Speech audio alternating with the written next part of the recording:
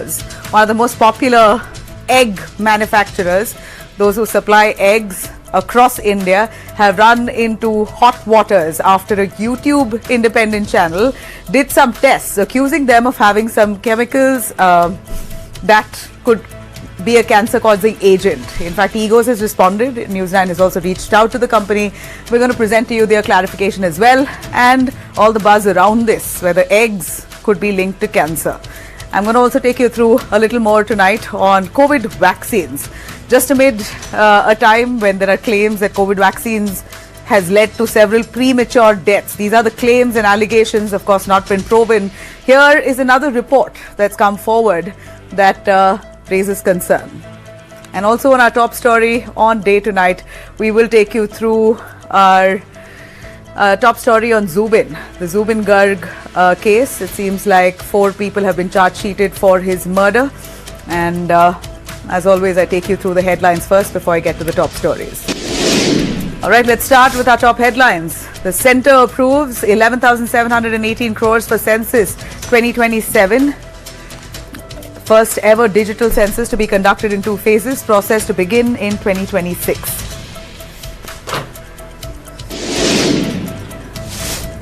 Aviation Minister Ram Mohan Naidu rules out capping airfares nationwide, stressing that prices rise seasonally and that demand-supply dynamics naturally regulate the aviation sector. He's also pointed out, though, that the government has capped prices when it was needed.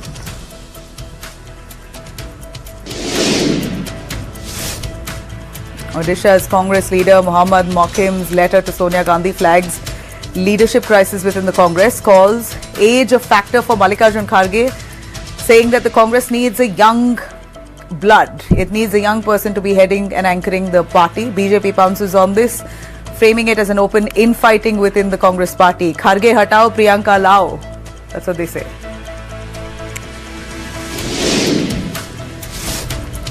Kerala MP Shashi Tharoor misses Rahul Gandhi-led review of winter session, citing personal commitments in Kolkata. His repeated absence is now sparking several questions on party discipline amid scrutiny of his pro-BJP remarks.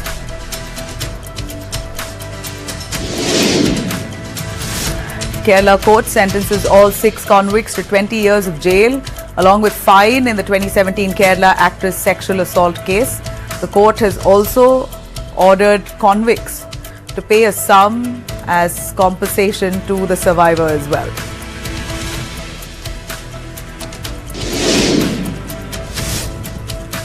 Tamil Nadu tells Madras High Court devotees that no legal right to light the sacred lamp at Thiruparangundram, cautioning that it would trigger communal tensions. The court adjourns the matter. Next hearings all set for December 20th, 2025. Karnataka Home Minister G. Parmeshwara said the government is working to deport 300 foreign nationals involved in drug offences in Karnataka and is tracking their location, and their landlords are going to be contacted soon, warning of strict action against those providing shelter without mentioning bulldozers there.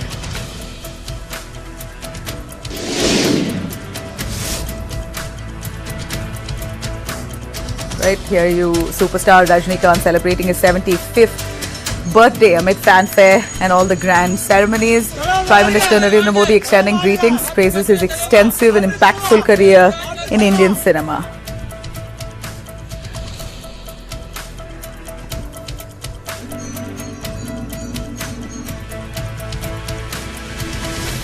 All right, let me take you through our top story tonight on Eggoz, a brand that supplies eggs across India. We're taking up this story that's really stirred India's food safety conversation now. A viral video has now claimed that premium egg brand Eggoz contains traces of banned antibiotics that could be cancerous, sparking panic, of course, across the board and forcing the company now to issue repeated clarification. So what exactly is the allegation here? The controversy began after a video by a YouTube testing channel called Trustified, which says that it usually conducts blind laboratory tests of food products. It does this and puts out those videos on their platform. So Eggoz here is one of the companies that they tried to check, and they accuse this brand of using some antibiotics to prevent hens. This is basically what usually happens when these antibiotics are used. Not accusing Eggoz here, but the claims are that some companies could use this to ensure their hens are protected from any infection, and therefore the supply chain is smooth of eggs. Well, Eggoz of course has responded. According to this YouTube channel that's done this independent test, it says they tested a batch of Eggoz eggs and they detected traces of two banned substances, that's nitrofuran and nitrimidazole. These are the two chemicals that they say was found in Eggoz eggs, and that's illegal in poultry farming in India and across the world. They are sometimes misused though to prevent infections in hens and to keep egg production stable. Trustified, which is that YouTube channel there, claims that its lab analysis found residues of these substances in eggs, including AOZ, a metabolite linked to nitrofuran. Now, why this matters a lot is because these are the two banned substances that the Indian food safety rules has warned against. In fact, they are classified as genotoxic. That means that they have a potential to even alter your DNA and may increase risk of cancer with prolonged exposure to it. Now, these claims spread quite rapidly online, raising several questions and serious ones, especially because Eggoz has built its brand on promise of being 100% antibiotic free. That's what Eggoz says it is. As public pressure now mounting, consumers began demanding answers and scrutiny of food safety oversight. Eggoz has responded though. After all the criticism and doubts that have been raised post that video, Eggoz has responded, and on December 9th, in fact, in a statement, the company issued a clarification stating that its eggs are safe and fully compliant with FSSAI standards. In fact, they also responded to News9's request and provided their reports as well, what they've done, an independent test that they've carried out on their own to verify these claims. Eggoz says that the trace residues, when detected, can sometimes come from environmental sources such as contaminated groundwater and not from antibiotic use in poultry. They say we use none. In fact, Eggoz reiterated its position on multiple platforms, even to us, saying that its eggs are safe and free from banned antibiotics, pesticides and drugs. The founder, Abhishek Negi, has also released a detailed statement calling the claims as misleading and panic-inducing. To support its stance, Eggoz got fresh tests done by NABL, accredited lab, Fair Labs. In fact, the report says, which is now available on the company's website too, that all antibiotic residues are below measurable limits. No banned pesticides are detected. Heavy metals are within permissible limits. Pathogens like Salmonella and E. coli were absent. So where does this leave consumers is our question. Eggoz maintains that its eggs are safe and compliant. Trustified though, a YouTube channel says that it stands on its part by its standings. Well, the big debate here is, are eggs safe? If large productions like this happen, is it possible that these companies could fall back on unethical methods? Eggoz says absolutely not, but a YouTube channel which we can't verify says that they stand by their report. Well, let me bring in our panelists joining us. In fact, Dr. Manan Vora seems to be one person who's been very staunch with the idea of asking for FSSAI to probe into these companies and to see if at all substances are used. We also have joining us Sheetal Kapoor, who's a consumer rights activist, and also Dr. Geetika Chopra, a nutritionist, joining us. Thanks very much, all of you. I really appreciate your time.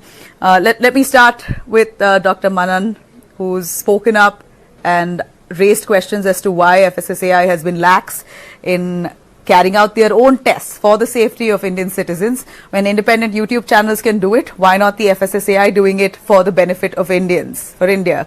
Though, Dr. Manan, we hear that Eggoz in fact has responded to us, and we reached out to them through mail. They said that we won't send a spokesperson, but we stand by our reports. Here's our report, and it clearly says no antibiotics have been used, and if at all there are any traces, it could be coming through contaminated groundwater. We have not used any of it. We've seen you being very vocal about this issue, as it's now a national debate. Would you tell us more? What do you feel? What's your sense on the reports? Good evening, and thank you so much for having me here. Yes, the reports that you're flashing on screen currently, they've actually responded to my video as well, because it's caused a bit of a stir online. So they, I actually wrote to them asking for clarity, because my entire family has been consuming these eggs for over 2 years now.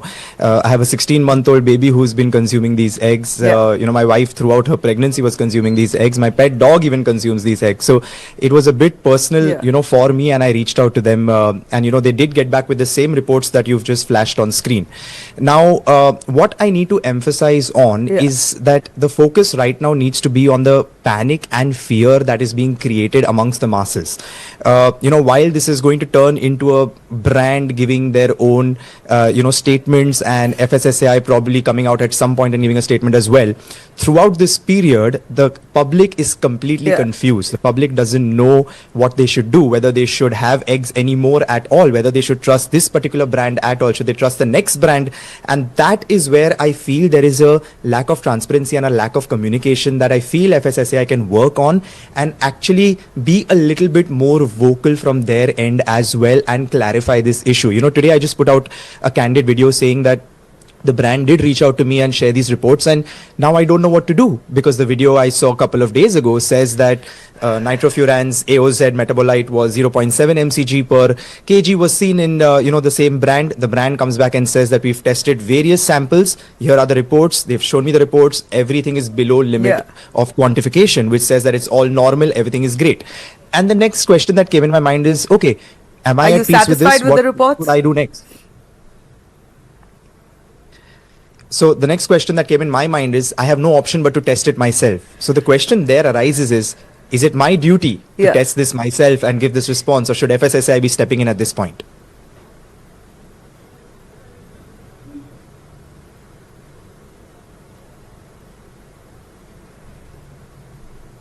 Yeah. Well, I understand that it's the duty of a central agency to be checking this and not in individuals. But what happens to the brand? The faith on a brand like Eggoz is diluted so quickly and so easily. Eggoz can really take testify to court if at all their reports are false. Isn't that true, Manan? Dr. Manan? They could take a Trustified to court then, sue them for making such allegations if they are so confident that Trustified is false. Yeah, I mean, again, I am the health expert, not the law expert, so I don't really know what the next step would be. But you do have a point, because to some level, this would be defamation of some sort. So if they are 100% sure that there is some foul play involved, that would probably be the next step. I think the best thing would first be to just try and reach out to them and, check which exact batch number was tested, and try and see if they can procure eggs of the same batch number and run a test on that and see if their results match the lab reports that Trustified, claims did come out of that batch. That would probably be the first step. Again, I am not an expert on that testing element, but that is how I see things.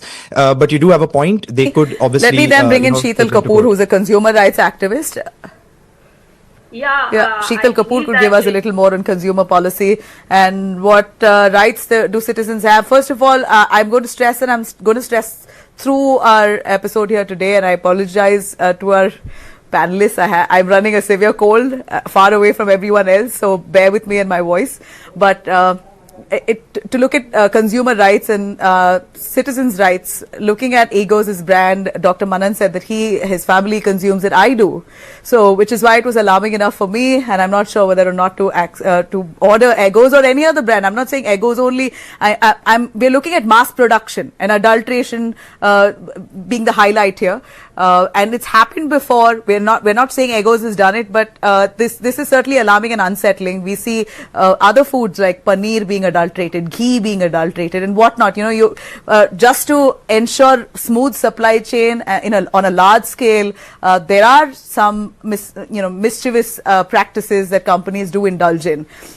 Eggoz may not be doing it, but this is really certainly broken trust. This report by Trustified, if true, well, it's shocking. If not, Eggoz can, pursue a legal lawsuit against the YouTube channel, can't they? And what rights do consumers have here? What can we ask for? So I believe that, it is very shocking when it has come to our knowledge that Eggoz, a company which we have been trusting for 2 years onwards, and consuming eggs have been found to do adulteration, and a report also which has been published, which was a sample taken from the market, and a YouTuber telling us that the sample itself had this cancerous element in it. So again, I believe that our what we follow, FSSAI is the nodal agency behind it, which checks the food adulteration and also any kind of unsafe food which falls under the various sections of FSSAI Act 2006. And they have laid down norms that any extra adulterant or anything which is even if a product has been made in an unhygienic manner, or claiming for that it has it says that from the supply chain goes through 11 checks, and the claim which they do through their advertising, which is again a very distinct one, which attracts the consumers to buy the brand. And if we see the Indian market till date, it is a $12 billion market. The egg market is there, and only we don't have. It's a very unorganized sector. And then Eggoz company, which captured this market with a branded thing and with very powerful advertising. So it is like the elite, from elite class to middle class, they are consuming their eggs on a trust basis. So once the trust is broken, and when we find that these kind of elements are there, and so it will impact the brand on one way, and the consumers will also like to know from FSSAI, which is the nodal agency behind any kind of looking into the food adulteration, because food safety is the prime right of the consumer. Yeah. And second right is information, that every information should be there on the package, and it should be transparency should be maintained by the company, and also the agency should check that no adulteration, or no company is able to free. sell adulterated. The company very clearly says antibiotic free. So yeah, so then there is Codex Alimentarius, which is there, the prime agency, which is the worldwide, and we follow those standards. But we have, sometimes we may make some changes on the global standards, and we allow some kind of permissible limits have been increased depending on the situation of the product, from the farmer to the supply chain is very long, and then when it reaches to the consumer. So then the codes are the global standard code making body is the Codex, which is its head office is in Rome. And we are following those standards, but there are some changes which FSSAI has made. And if adulteration is found, which has now what they have to do, FSSAI can take the samples themselves also and get it checked in their laboratories. And then there can be a kind of, then if adulteration is found, then it will fall in the category of unsafe food. And if the same report comes that the antibiotics and the cancerous is there, then they can be, they can be imprisoned also, and there can be a fine which is around, ranging from 5 lakh to 10 lakh penalty is there. And it is a very, grievous punishment which may range, they may fall into. So therefore, the thing is, we should, we as consumers, we would like a lot of clarity from them, and we would request FSSAI to go for independent checking to find out that these eggs are Yeah, free. that's precisely what we would hope for, FSSAI to carry out independent checking, because clarity wise we also reached out. Eggoz says we are well within the permissible limits. Now, what is permissible limits? Before I come to our nutritionist on the panel, Dr. Manan, what is permissible limits, and is there anything alarming if it's below permissible limits? So let me just kind of classify this to give you an idea. There is something which is called a safe limit. FSSAI says that no form of antibiotic or drug usage is safe, right? So it's absolutely zero, which is also what the international standards state.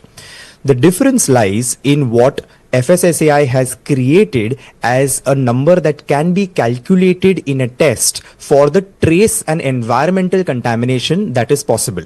So they have created that as 1 mcg per kg, which is what FSSAI's guidelines follow. So if the lab reports show that these antibiotics come under 1 mcg per kg, they are considered okay and within FSSAI guidelines, which is actually what has happened with this brand as well. They actually haven't violated the FSSAI guidelines at all. It's just raised a question mark because our guidelines are different from what international standards follow. We both, international standards and Indian standards, claim that there is zero tolerance and none of it is safe. However, the Indian limits and the Indian levels have kept this 1 mcg per kg to allow for those external contaminations, the water contaminations, the environmental contaminations that can take place, and that residue can show up in a lab report, so that brands are not penalized again and again. So within that 1 is considered okay. But is that okay considered as per the international standards? Probably not. And that's where the issue is arising. Yeah. So Eggoz says we are within the limits. So if the reports are saying that, if their reports are saying that, then we've got to possibly take them at face value until probably the FSSAI does its own test. Dr. Geetika Chopra, would you want to comment on this? Nutritionist, your take on eggs linked to cancer.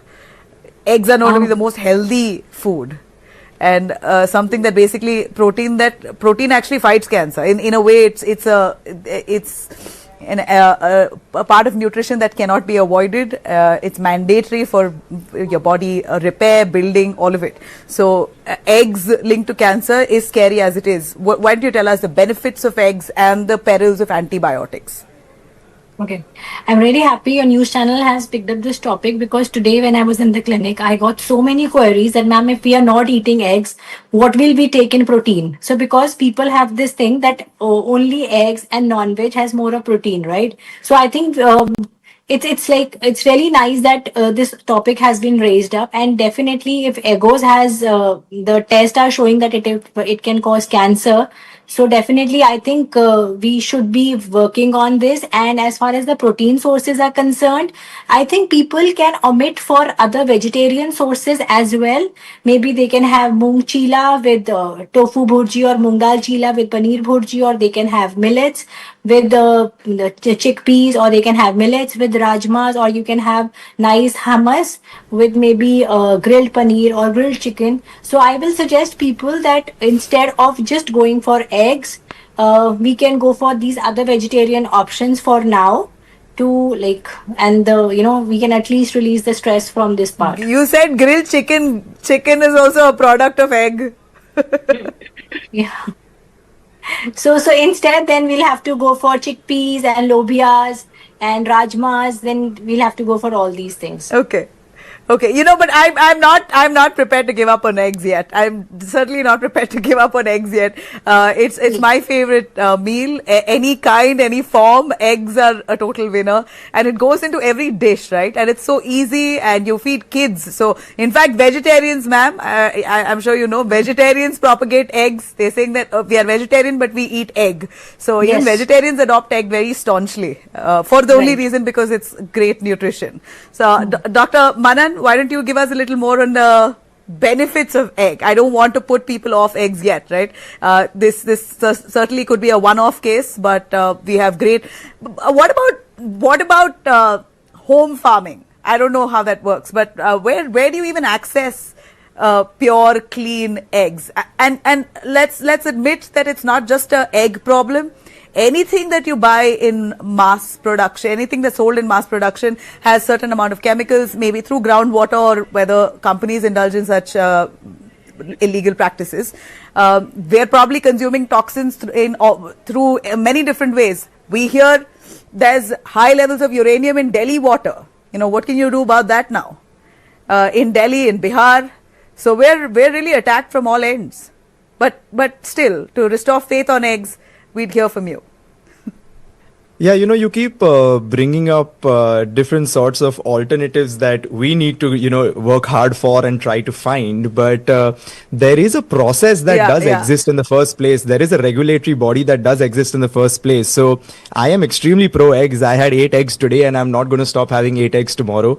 I think they're absolutely safe and one can go ahead and consume them.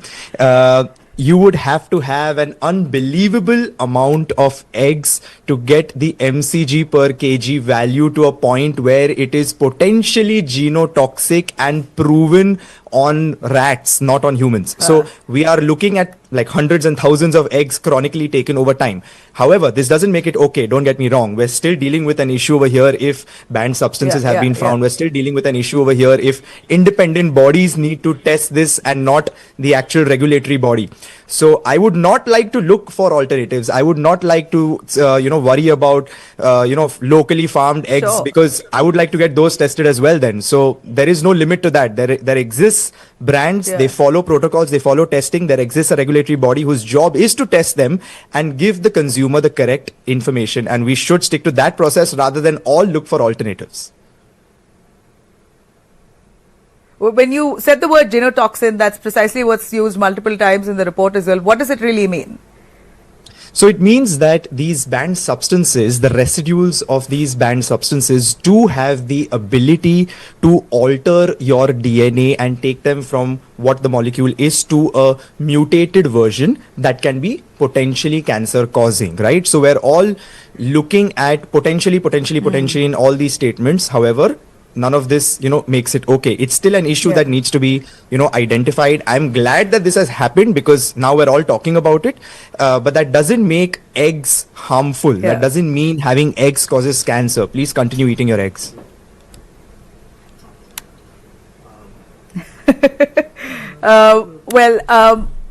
Finally, our consumer rights expert, could you, Ms. Sheetal, give us a final word on if at all the FSSAI conducts an independent test and finds out something that Eggoz refuses or has not revealed? We are going to take Eggoz at face value. We're going to, of course, go by the reports that they have given, and that says absolutely no adulteration. And if at all there are any traces, it could be through groundwater. We want to believe it because we love eggs and we like Eggoz. We've been using it. I use it.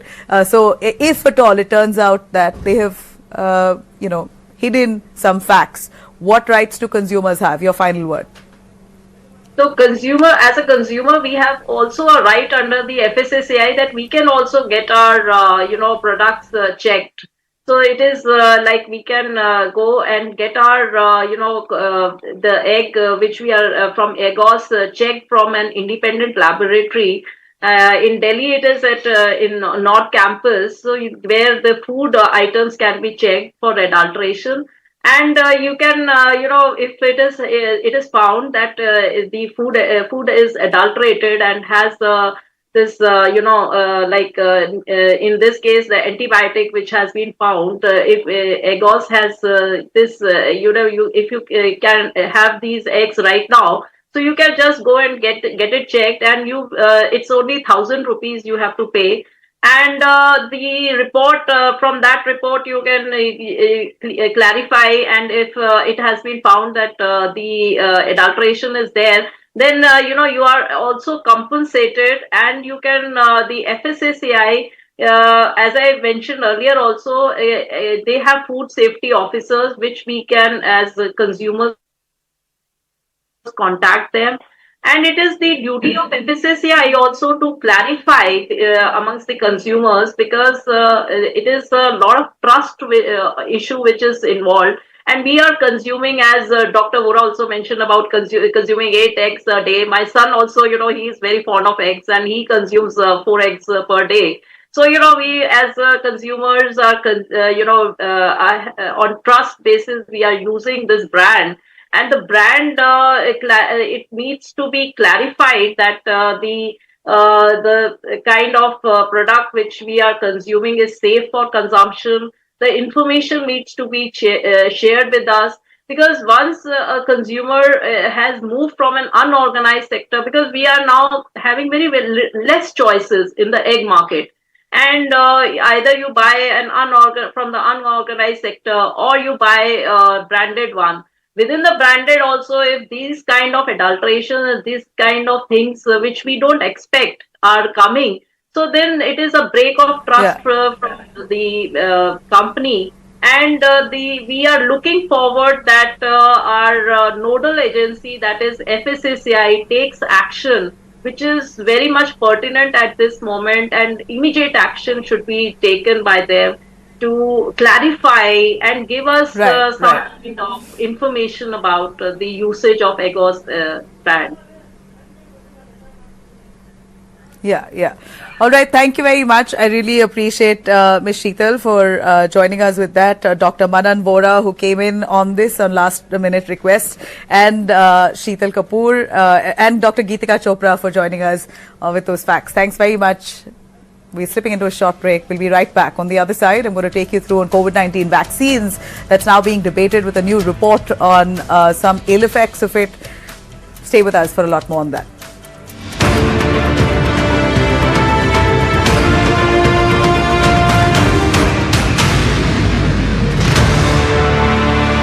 Associate sponsor bank of Baroda से loan लेना एक master stroke है।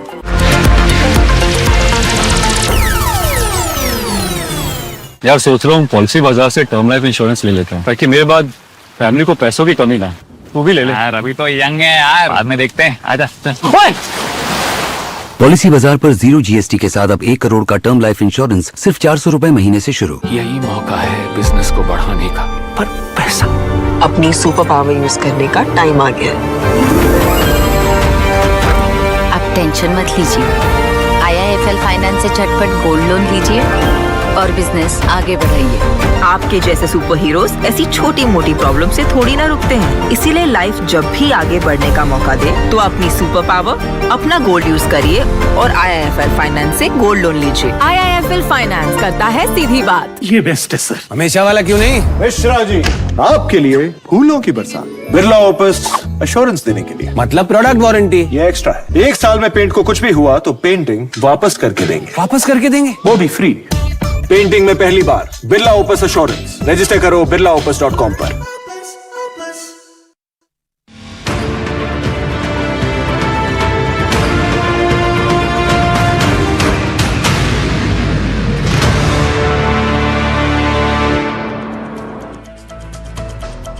All right, thanks very much for tuning in. Let me cut across to our top story here on a new report that speaks on the side effects of COVID-19 vaccines.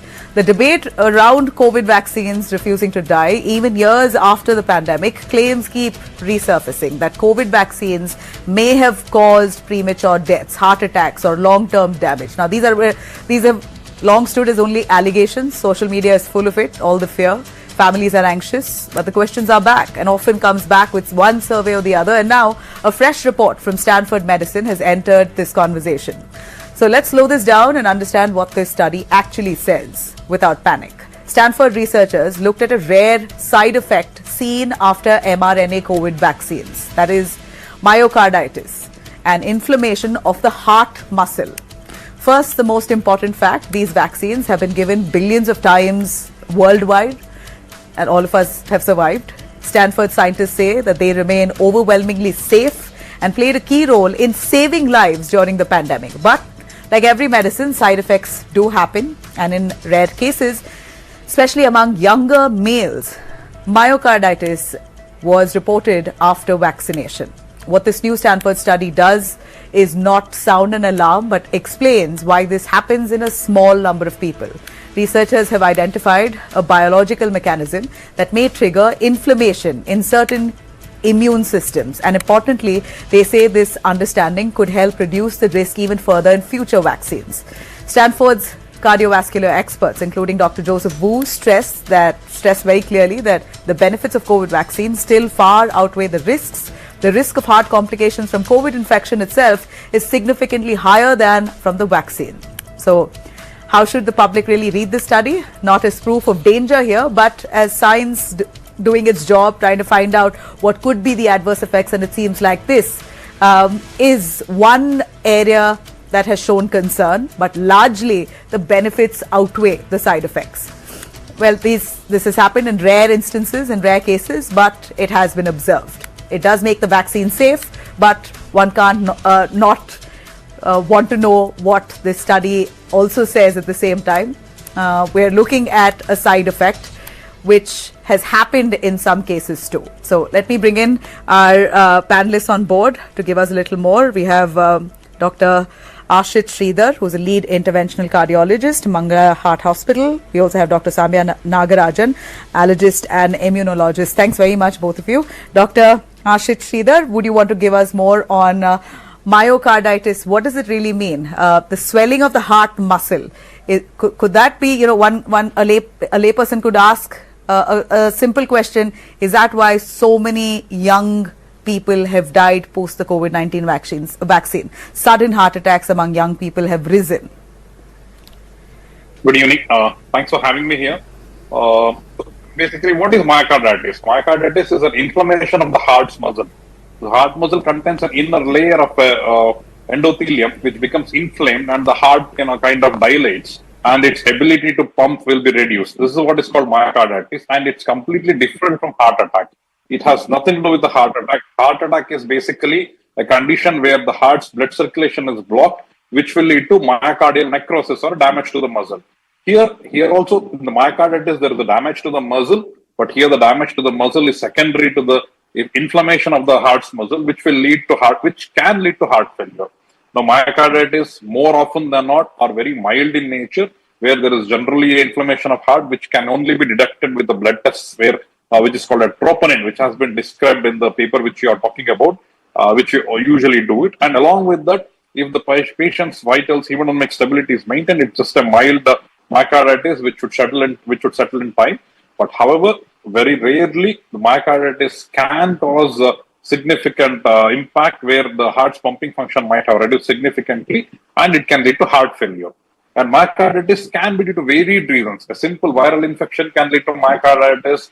A tuberculosis infection can lead to myocarditis. Many of the times, moreover, the most common in viral infections what we come across would cause myocarditis. So these could be due to autoimmune in nature many times, where there could be autoimmunity in the body, where antibodies are produced against our own heart muscle, and which can also lead to myocarditis. It's just basically a continuum, or it's a disease entity, or it's a pathological entity, which can be due to multiple agents. It could be due to viral infection, it could be due to drugs, it could be due to autoimmunity. But yes, it has a continuum from a very mild presentation, which is most often which happens, to very, very rarely a critical myocarditis, which can even lead to intractable heart failure and death. So now, in terms of COVID, all right. So you're saying it's a rare case that could lead to also death. Yeah.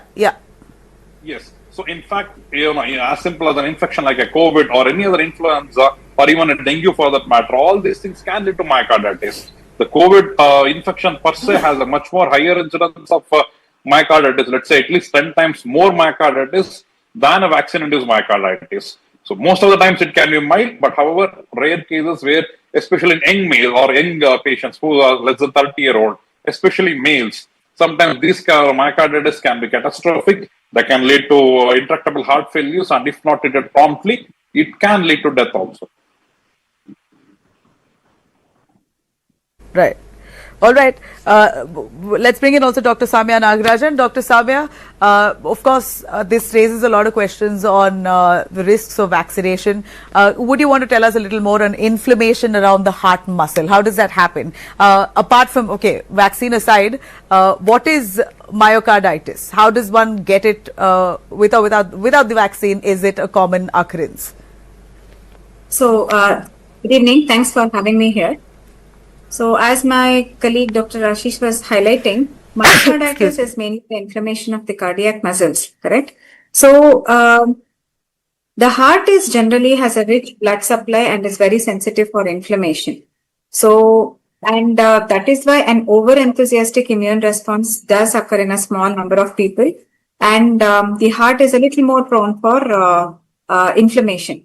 But the causes are many for having myocarditis. It is not just the vaccine-driven, but in fact, the infection-driven myocarditis is far outweighs the vaccination-related myocarditis.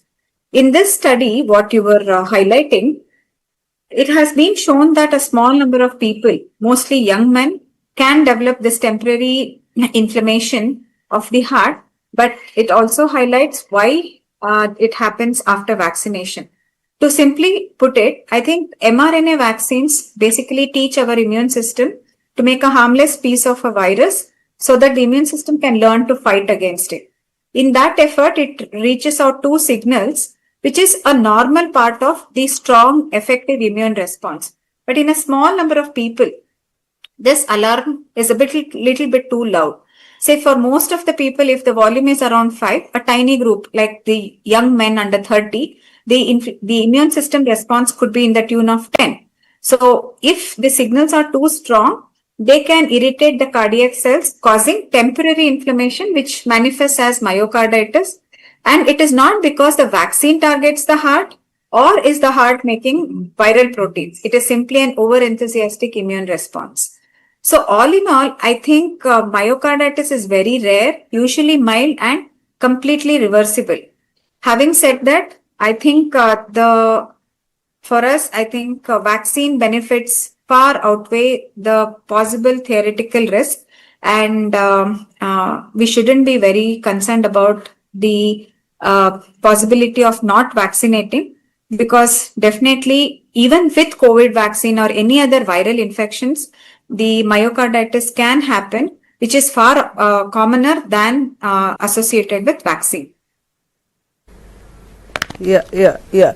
No, but my simple question here is, how can we explain the number of young deaths that have been reported in the recent past? So many celebrities, that's how we know about it, because many celebrities in their 40s, early 40s, who've died of a sudden cardiac arrest, sudden heart attack, and the numbers have only steadily increased. A lot of them at that point, every time this happens, people say it's the vaccine. Which vaccine you took? It's the COVID-19 vaccine. That's what's happened. A lot of them have had heart issues after that. So it's a little, unsettling. So, Doctor, would you want to comment on that, Ashit? Dr. Ashit? Yeah. So I had been recently in the epicenter of this debate, where there were a lot of sudden deaths, or at least reported sudden deaths in the city where I practice. As far as sudden deaths are concerned, there are multiple different definitions. There is a sudden death where the patient has died, which is of unexplained cause, which needs to be investigated, and then there is a sudden cardiac death where the death is due to a cardiac effect. Usually cardiac cause. A death is due to a cardiac cause. Usually in young males, the sudden cardiac death actually belongs to a certain category of cardiac diseases, which is called a hypertrophic cardiomyopathy or channelopathies. In the second and third decade, if somebody dies suddenly, especially during exertion or during swimming, or while going for a gym or any of these reasons, most often it is due to something called a hypertrophic cardiomyopathy or channelopathy. So what is hypertrophic cardiomyopathy? It's basically a genetic disorder where the heart muscle keeps on hypertrophying or increasing in its size, and they have an atypical conduction abnormalities, which will lead to something called a ventricular tachycardia or a ventricular fibrillation, which, if untreated immediately, can lead to sudden cardiac deaths.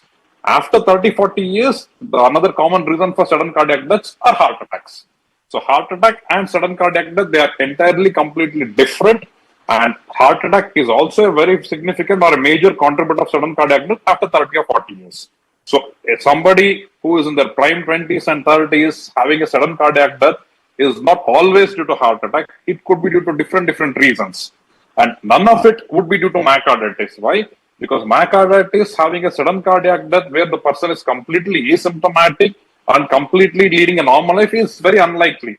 This myocarditis usually presents as somewhere the patient complains of a fever and weakness, tiredness, or difficulty in breathing. Then he presents to a hospital. Generally, he's not somebody who will be moving around normally or getting his gym and all that.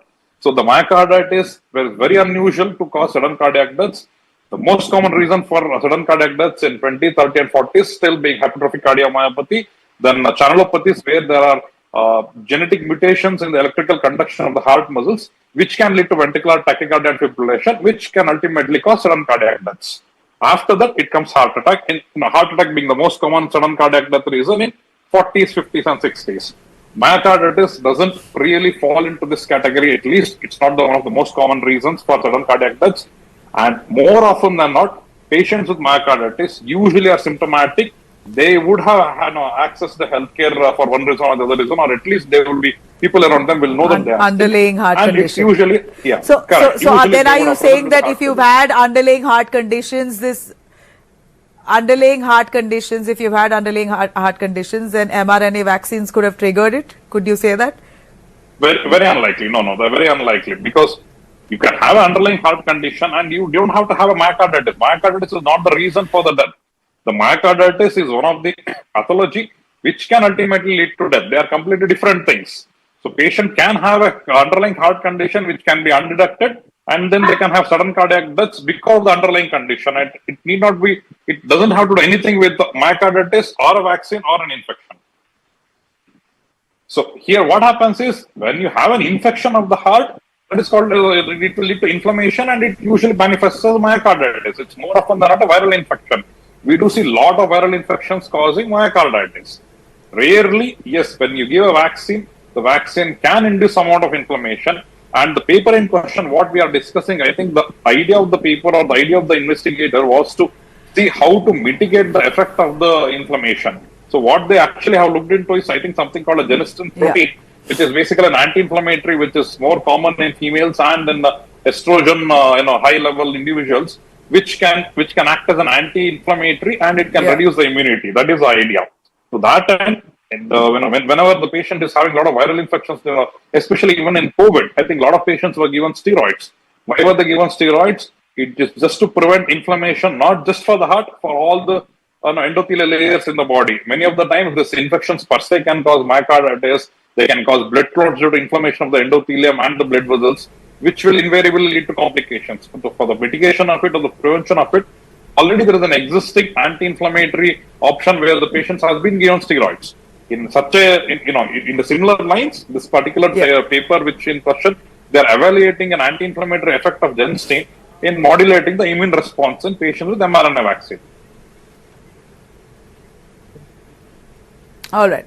I think you've convinced us that this is the rarest of the rare cases, and that's what even the study says. In rare cases, by and large, the mRNA vaccines have been safe. It saved millions of people across the globe. India also supplied these vaccines abroad that saved lives. So we're still going to live with the fact that the benefits outweigh the side effects. Thanks very much, both our doctors and experts on the panel, for that. All right. To all our top stories on Day to Night.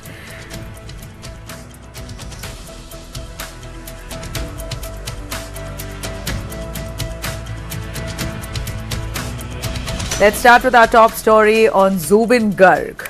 Now, singer Zubeen Garg's death investigation has intensified and now a charge sheet has been filed in a major development in the high-profile Zubeen Garg death case. The Assam Police's special investigation team has filed its charge sheet naming 4 people as the main accused in what they call a murder. They classified this case as murder. This comes even as the Singapore police on its part continue an independent probe. And so far, the Singapore police indicates there was no foul play in the case. Singapore authorities, though, have said that their investigation also now, which is ongoing, a second round of investigation after Indian authorities persuaded them to carry it out. They've said that they're going to take another 3 months to complete that second round of investigation, after which findings will be placed before the state coroner. Assam police say that their probe is nearing completion. The charge sheet has been filed in the primary CID case by the SIT led by CID Special DGP Munna Prasad Gupta. Even arrests have been made so far and more than 300 witnesses have been examined. According to charge sheet, Shyam Kanu Mahanta, Siddhartha Sharma, Shekhar Jyoti Goswami and Amrit Prabha Mahanta have all been charged under Section 103 of the BNS, which deals with murder. Zubeen Garg's cousin, Sandeepan Garg, has also been charged under Section 105 for culpable homicide. These were the people who were present there. It includes his manager, his, the event organizer, a close friend, his cousin, all of them. So they were all there present when he died in Singapore. Initial reports said that he died while he was trying to scuba dive and his oxygen oxygen cylinder gave away and whatnot. But then later it was claimed that he may have had an attack while he was swimming. So we yet to establish what exactly happened. But Assam Chief Minister Hemanta Biswa Sarma in the assembly openly said this is murder. He called this murder, and now you have a charge sheet that's filed a case on the lines of murder, accusing all the accused in the case on murder charges. They've been booked under multiple sections. Zubeen Garg died while he was swimming in the sea in Singapore on September 19th. 60 FIRs have been filed in Assam, and here a charge sheet now that really intensifies this case, and possibly now we're looking at the case coming towards its most important phase of trial.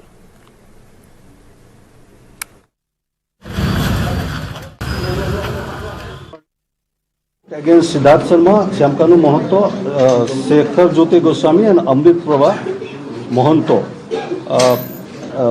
Charges of murder and also other charges. Sandipan Garg 105, that is culpable homicide.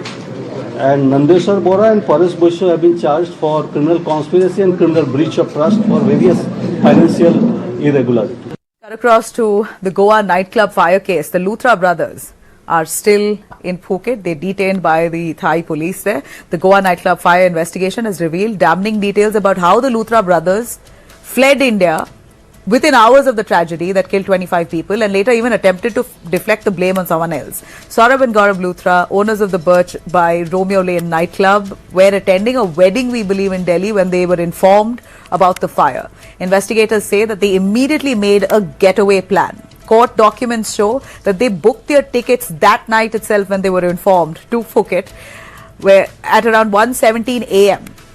The fire broke out at around 12 a.m. and 1:17 a.m. the two brothers booked their flight tickets on December 7th. Several hours after the fire, they were already in Phuket. That's around 5:20 a.m. They had boarded their flight and on their way to Phuket. And contradicting to what their own lawyer said to court, the lawyer had said that they left India before the blaze and it was for a business meeting that they left to Phuket. Well, the judge there, looking at the police's report, said, well, whatever the initial statement of the Luthra brothers through their counsel has now been concealed. So, court findings further revealed the nightclub was operating also illegally with its license agreement, trade license and lease deed all expired at the time of fire. In their anticipatory bail plea before the Rohini court in Delhi, the brothers claimed that they faced threats to their lives. One of them alleges that he could be lynched in Goa and cited action against his establishments. They also attempted to shift blame, claiming that the belly dancer performing at the nightclub used fireworks in her act. Basically, the belly dancer is responsible because we're going to play that visual out for you as well. The belly dancer is responsible because while she was dancing, she played fireworks without permission, and that triggered the blaze, which was clear. A claim investigators are claiming amid evidence of illegal pyrotechnics inside the venue. The court rejected their bail plea, of course, calling the offence grave and serious. Goa's counsel argued that once an accused is shown to be evading the law, then the court should not come to their rescue or aid. Medical claims of seizure that the Luthra brothers, one of the Gaurav Luthra said he has problem of seizure and hypertension. All of that was dismissed, saying that all of that is old documents and there's no urgent condition. You must come back and face probe. The brothers have been detained in Phuket on December 11th and are currently lodged at the Thai Immigration Detention Center in Bangkok. Once their emergency travel documents are through, they will be brought back at the earliest. They face charges including injury causing death, manslaughter and murder. Now, in the aftermath, Goa has sealed multiple establishments for license violations and imposed a blanket ban on fireworks like the pyrotechnic effects, flamethrowers and smoke generators all inside tourist venues now. All right, Air India has now announced major relief for pet parents. Air India now gives some relief for pet parents by expanding its pause on board policy, allowing pets now to be on board. Pets under 10 kilos can be taken in on flight, including the kennel. to travel inside the aircraft cabin. Booking timelines have been reduced from 72 hours to 48 hours, and the policy now applies across more than 80 domestic and international routes. Only 2 pets will be allowed in the cabin per flight, seated in last row aisle seats and carried in soft ventilator carriers of fixed size. Pets now weighing above 10 kgs within 32 kilos must travel as checked baggage, while those above 32 kilos can only fly as cargo. Charges have been standardized to 7,500 for domestic in-cabin travel, around 14 to 15,000 internationally, and around 16,000 or more if at all they are taking it as checked-in baggage. There are strict rules. Rules are also in place. Pets are not permitted to come in with passengers in the cabin or as baggage on flights to or from the US, Canada or Australia. So these are the routes that it's banned. On London, Heathrow and Gatwick routes, only cargo travel is allowed. No pet services operate at Birmingham, and cabin travel is barred on ultra-long haul flights. Well, pets must be at least 8 weeks old here with complete vaccination records and valid health and rabies certificates. Pregnant, sedated or critically ill animals are not permitted. Snub-nosed breeds remain banned from cargo travel. Air India says that the updated policy is aimed at making pet travel simpler and safer. All right, a quick look at Dhurandhar, the film.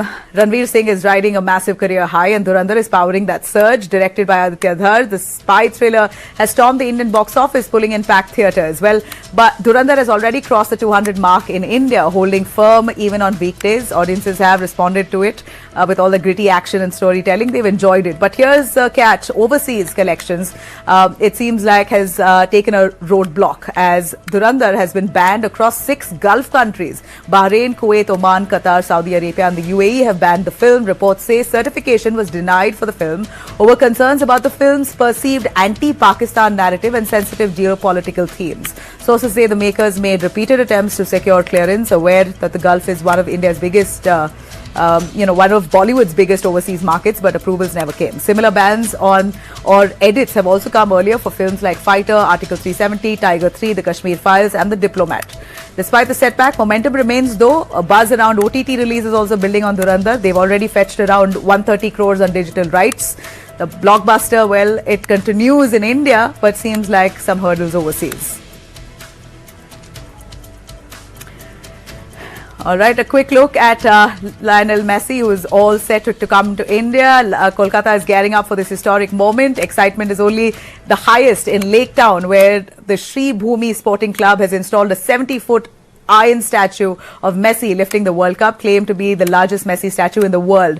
Messi is expected to inaugurate it virtually. Fans across the city describe getting tickets as nothing short of winning a lottery. Security of Messi's India Tour 2025 will be extremely high and tight. After Kolkata, Messi also will be heading to Hyderabad, where he will be appearing at the Rajiv Gandhi International Stadium. The event includes a 20-minute exhibition match, a football clinic for underprivileged children, and a parade and a facilitation by Chief Minister Revanth Reddy. The highlight is expected to be a penalty shootout involving Messi. Remember, today we saw Revanth Reddy, playing a friendly match and meeting with young football fans in Hyderabad just ahead of Messi's arrival. Global stars Rodrigo de Paul and Louis will also be part of this tour. An exclusive photo op with Messi and Falaknuma Palace is being offered to 100 guests at 9 lakhs each. Messi's India tour will also cover Mumbai and Delhi, and the countdown is on.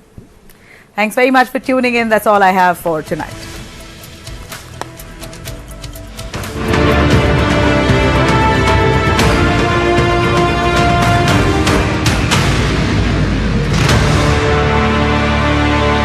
Associate sponsor bank of Baroda से loan लेना एक master stroke है. I am really motivated to grow my career, learn new skills and prove myself. अगले हफ्ते job interview है. English में practice करें? Sure, let's try some. I want good career, new skills. खुद को प्रूव करना है. Great, you can try. I'm really motivated to grow my career, learn new skills and prove myself. और हाँ, तुम ये भी बता सकती हो कि इस इंडस्ट्री और इस कंपनी को लेकर तुम क्यों एक्साइटेड हो. Oh no, बहुत बोर लग रहा है. Take a date, not bites. No added sugar, preservative के बिना. डेट्स, बादाम, पिस्ता, काजू और शहद से तैयार किया गया Lion Dates Nut Bites. Lion Date Nut Bites.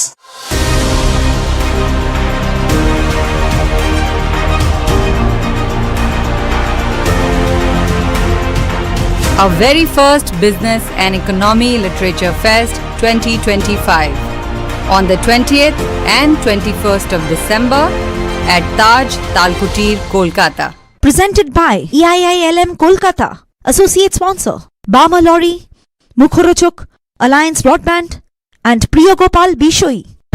Welcome to a cheese spread made with pure milk. For chilly evenings. For peppery sundowners. For garlic afternoons. For tikka picnics. Welcome to Amul Cheese Spread. Spread the richness.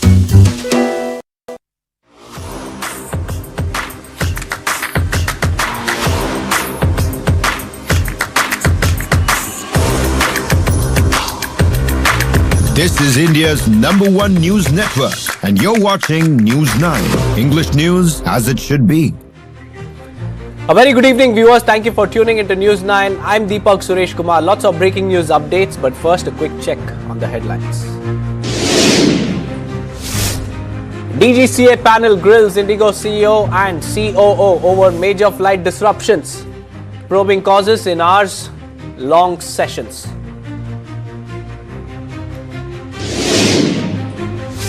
Indian Army moves 2,500 crore rupees proposal to induct 120-kilometer guided Pinaka rockets as it boosts long-range firepower after Operation Sindoor.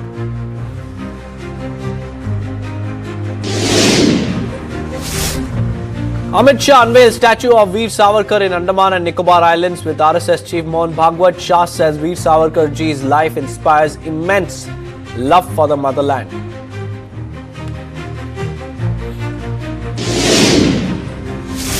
Commission for Air Quality Management sets up 15-member expert panel to tackle vehicular pollution in Delhi NCR. Panel to prepare a roadmap for emission reduction.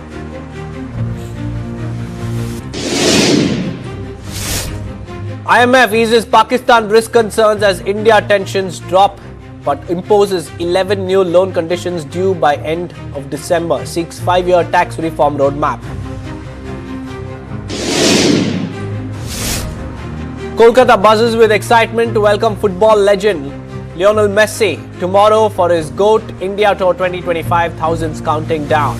The hours celebrating Messi's return after 14 long years.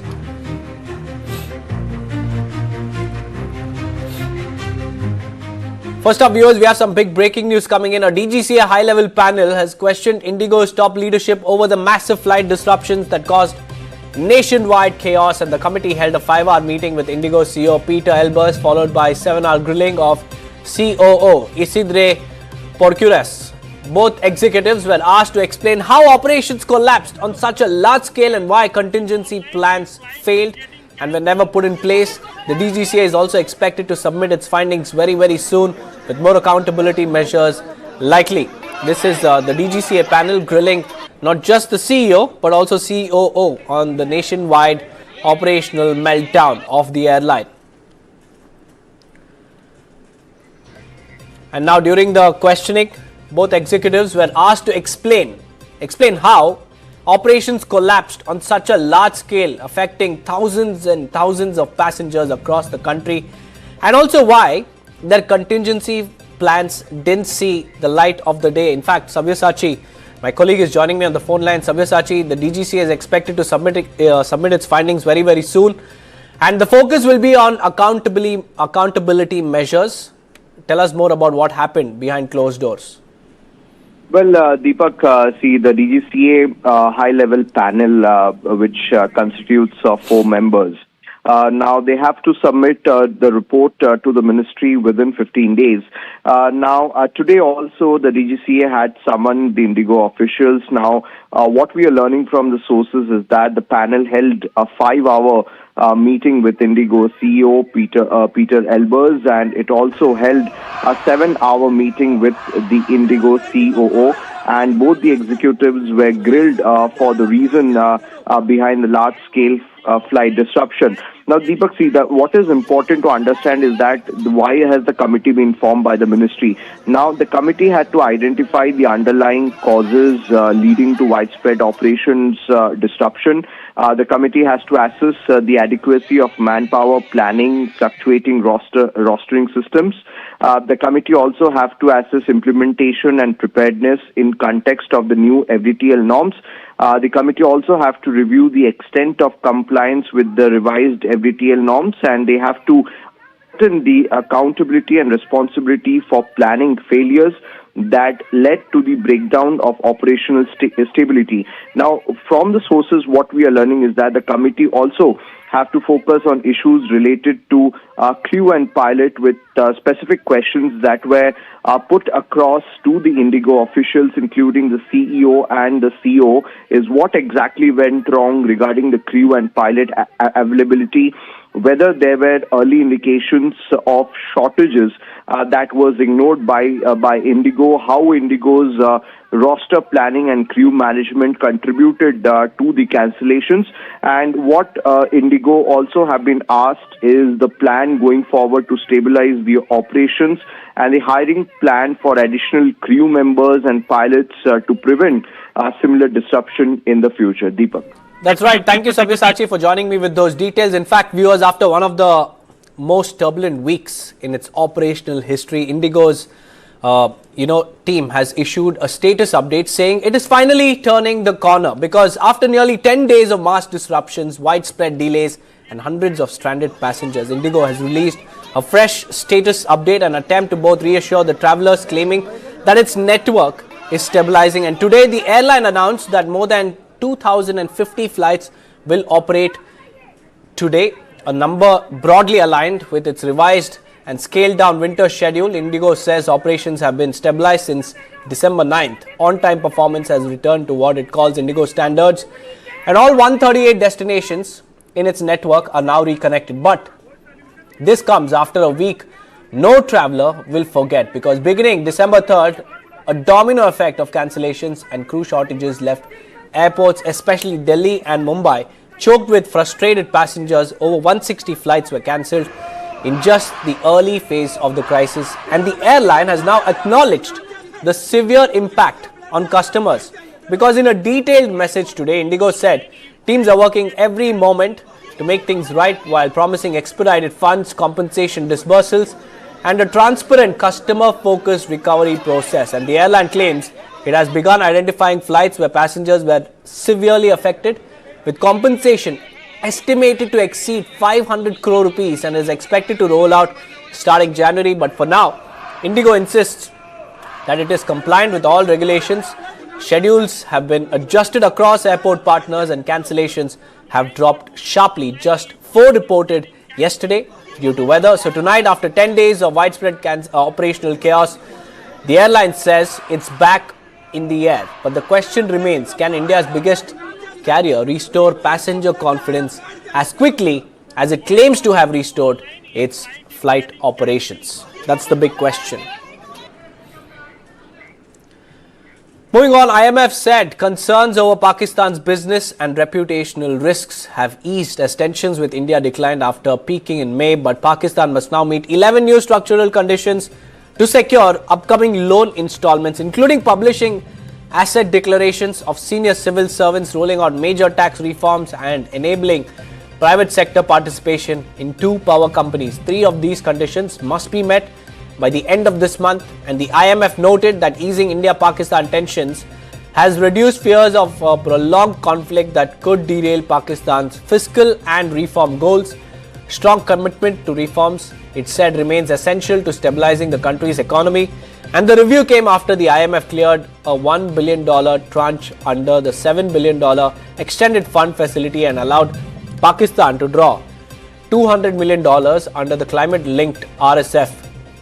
With this, Islamabad has received $3.3 billion so far from the IMF. And one of the key demands from the IMF is the public disclosure of assets by top civil servants following the fund's governance assessment that flagged entrenched corruption, weak money laundering enforcement and also political interference. The IMF has also asked Pakistan to prepare a 5-year tax reform roadmap, improve remittance systems and also liberalize the sugar market. India had abstained from an earlier IMF vote in May, expressing concerns over the possible misuse of funds amid rising terror attacks, and the IMF too had warned then that worsening the India-Pakistan tensions pose risks to the program. Following an IMF review mission in September, the fund said Pakistan's reform program is helping restore stability and also rebuild market confidence.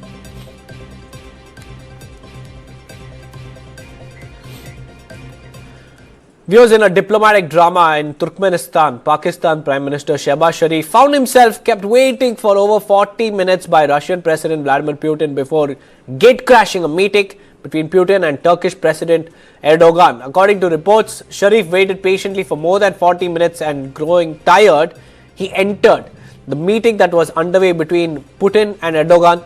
He left just 10 minutes later, and the episode comes amid Pakistan's ongoing efforts to strengthen ties with Moscow, even as Russia has shown closer diplomatic warmth towards India. And the brief episode where Shehbaz Sharif entered and exited Putin's meeting within minutes has added a new layer to the diplomatic optics surrounding Pakistan's pursuit of deeper engagement with Moscow, particularly at a time when Russia's renewed warmth with India has been on full display. It is another global embarrassment for the Pakistani Prime Minister.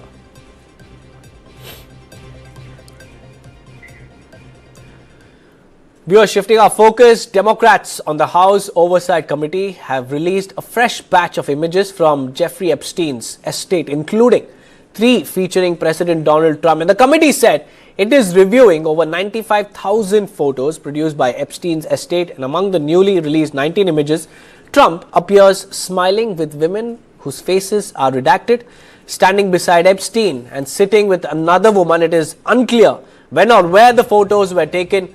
Other prominent figures seen in the images include former President Bill Clinton and former Trump aide Steve Bannon, Bill Gates and former Treasury Secretary Larry Summers. Committee Democrats led by Robert Garcia called the photos disturbing and also urged the Department of Justice to release all the files related to the Epstein case. Trump, who was friends with Epstein in the 1990s and early 2000s, says he broke off ties before Epstein's conviction and denies any knowledge of Epstein's abuse or sex trafficking. But the latest pictures that have been released clearly shows Donald Trump, Bill Clinton and other top faces who are very, very close to Donald Trump seen side by side with Epstein in those photos. And now what we understand is that the representatives of the House Committee have urged the Justice Department to make the Epstein files public, all of them.